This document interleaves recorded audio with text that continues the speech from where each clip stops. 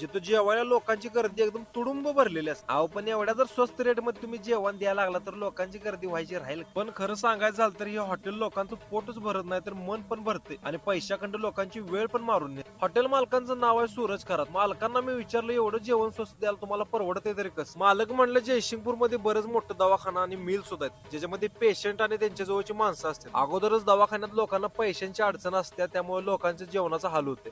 त्यात आम्ही कमी पैशामध्ये लोकांनी चांगलं जेवण द्यायचा प्रयत्न करतो. संघ मिल कामगार पण असते त्यांना पण कमी पैशामध्ये जेवण आम्ही देतो. उत्तर ऐकून खरंच मला समाधान वाटतं. इथं शेवभाजी थाळी, बैंगन मसाला थाळी आणि 15 रुपयाला मिळणारी सगळ्यात कमी रेट मधली ही पिठलं भाकरी थाळी पण मिळते. भाकरी संघ जेव्हा ही पिठलं मी खाल्लं तेव्हा खरं सांगतो तुम्हाला एकदम घरात जेवल्यासारखं वाटतं. 40 रुपयाला मसूर थाळी पण आहे ज्याच्यामध्ये 2 रोटी, जिरा राईस, व्हेज रस्सा आणि मसूरची प्लेट पण येते. मसूर एकदम घरगुती पद्धतीने बनवलेला असतो त्यामुळे त्याची चव एकदम समाधानकारक आहे. पण महागाईच्या ह्या काळात जिथं लोकांचं जगणं मुश्किल झालंय तिथे